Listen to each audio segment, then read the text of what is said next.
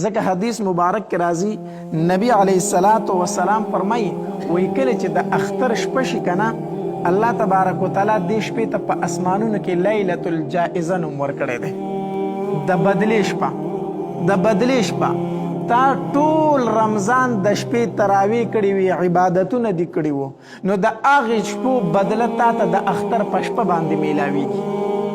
د اختر په شپه درته میلاویږي او د اختر ورځې ته یوم الجائزه ویلی شي د بدلې ورځ نو د رمضان المبارک په میاشت کې چې د ورځې تا کم اعمال کړو د دې ټولو اعمالو بدله تا ته د اختر په ورځ باندې میلاویږي د شپو بدله د اختر په شپه میلاویږي او د ورځو بدله د اختر په ورځ باندې میلاویږي خو بدبختی دا ده چې موږ د اختر شپه هم د الله په نافرمانی کې تیره کړو او د اختر ورځ هم د الله په نافرمانی کې تیره کړو د دې خو مطلب دا شو چې تا ټوله میاشت د مالک سره مزدوري وکړه او چې کله د تنخوا درکولو ټیم شو تا د هغه سره جګړه وکړه چې نه مې شته ستا د تنخوا ته ضرورت ټوله میاشت مزدوري وکړه او چې کله مالک پیسې درکوي مزدوري درکوله تا سره جګړه وکړه هغه دې خفه کو تا ټوله میاشت د رمضان مبارک په شپو کې عبادت وکړو نو چې کله د کومه شپه د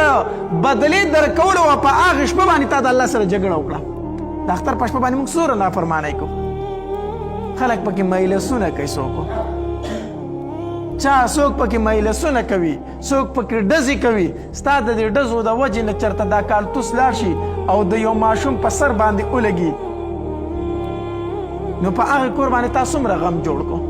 تا د خپلې خوشحالۍ د وجې نه یو کور په غم باندې بدل کو په یو کور کې د غوغا جوړه کړه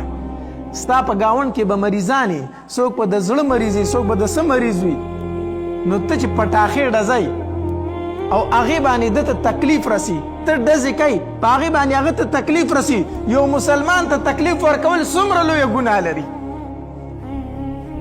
نو د اختر شپه چې دا خو د بدلې شپه وه او د اختر په شپه باندې تا مجلسونه شروع کړو تا ډزې شروع کړي تا پټاخې ډزول شروع کړو نو تا خو خپل عمل برباد کړو تا خو د الله سره جګړه وکړه نورونو یو چې د اختر په شپه باندې د الله بندګي وکړو ځکه حدیث مبارک کې راځي نبی علیه الصلاۃ والسلام فرمایي وایي چا چې د اختر شپه د الله په عبادت کې تېره کړه د ده زړه به په هغې ورځ باندې نه مري په کومه ورځ چې به ټول زړونه مړاوي یعنی مطلب د حدیث دا دی چې د میدان محشر د یرې او دا هیبت نه به دا انسان محفوظ وي کوم انسان چې د اختر شپه د الله په بندګۍ کې تېره کړې نو موږ د اختر په شپه باندې د الله نافرمانۍ شروع کړو نو یوه خبره خو دا ده چې د اختر شپه موږ د الله په عبادت کې تېره کړو دویم دا چې د اختر ورځ دی ته په اسمانونو کې یوم الجائزه ویلې شوې ده د بدلې ورځ حدیث مبارک کې راځي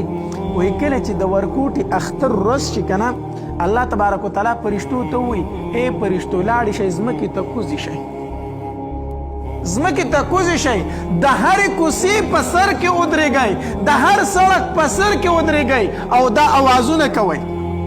نو فرشتې راکوزې شي ځمکې ته او د کوڅو په سرونو کې ودرېږي او یو اواز کوي دغه اواز صرف انسانان او فریان نوري نور تمام زنده سر اوري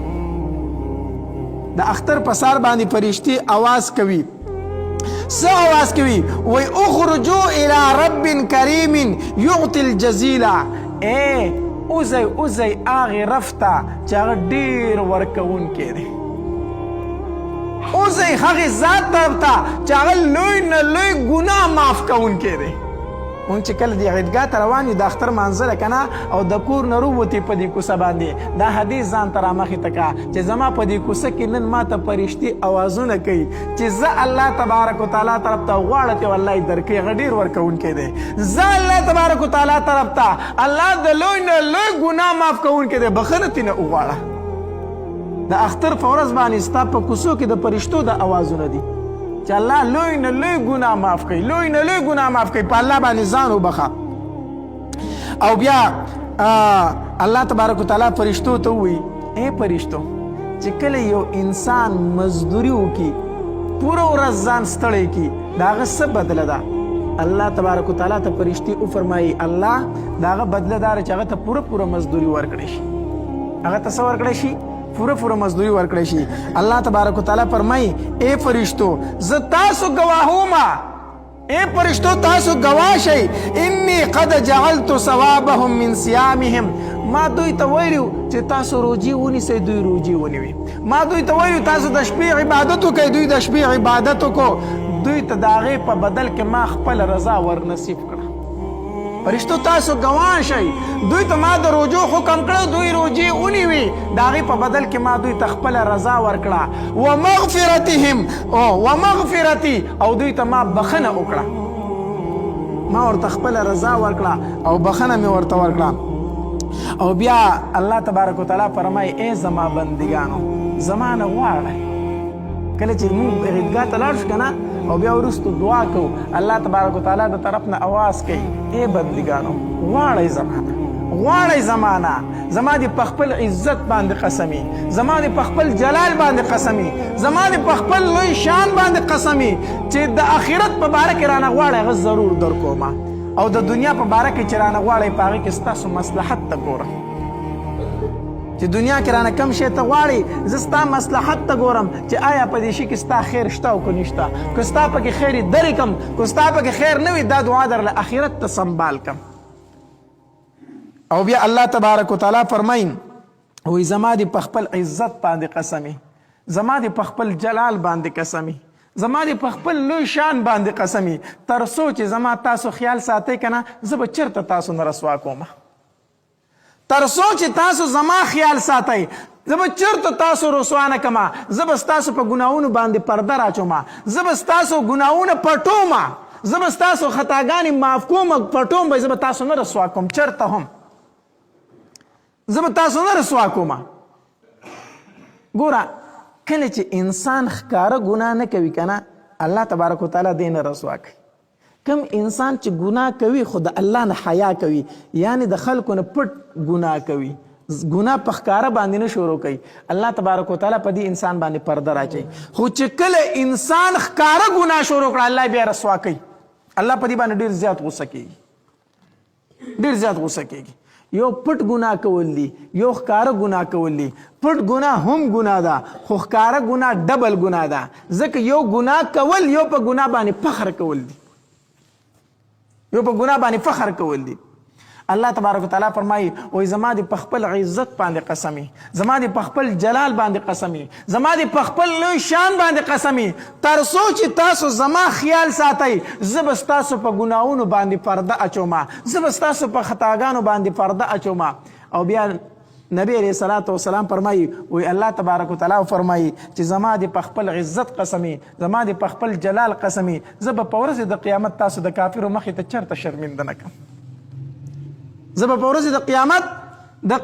د کافرو وړاندې چېرته زه تاسو شرمنده نه کړم. لکه حدیث مبارک کې راځي که نه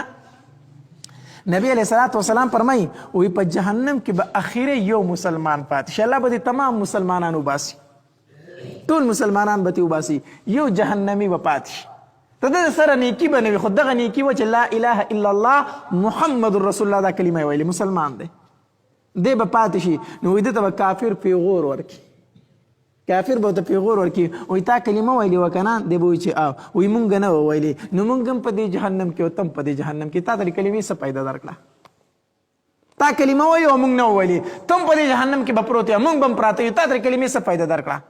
الله تبارک وتعالی چې دا خبره واوري که نه دغه مسلمان به د جهنم نه رابار کړي او جنت ته به یې داخل کړي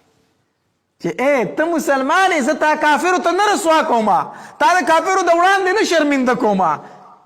نو الله تبارک وتعالی فرمایي زما دې په خپل عزت قسمي، زما دې په خپل جلال قسمي، زه به په ورځې د قیامت کافرو ته چېرته تاسو رسوا نه کړم.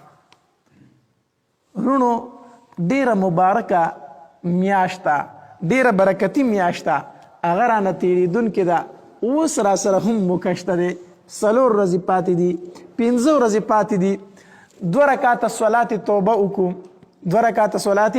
یعنی 2 رکعاته نفل وکړو او د هغې نه وروستو د الله په دربار کې وجاړو.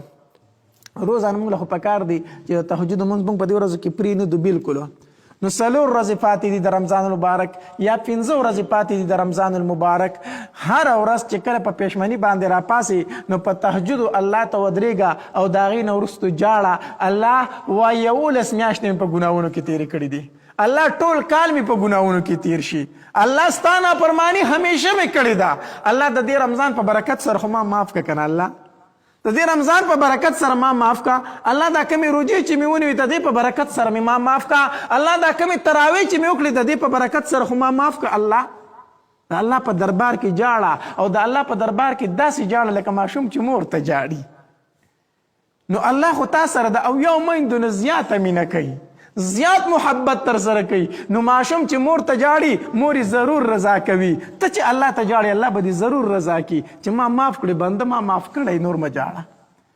نو به هر حال دا لږې شپې ورځې پاتې دي چې دا موږ د الله په بندګۍ کې تېرې کړو. الله تبارک وتعالی د عمل کولو توفیق را نصیب کړي او الله تبارک وتعالی په دربار کې به دعا کوو چې الله زموږ د مات ګوټ عبادت په خپل دربار کې قبول کا. الله د مات ګوټې روجې په خپل دربار کې قبول کا. الله د مات ګوټې تراویح زموږ په خپل دربار عالی کې قبول کا. واخر دعوانا ان الحمد لله رب العالمین.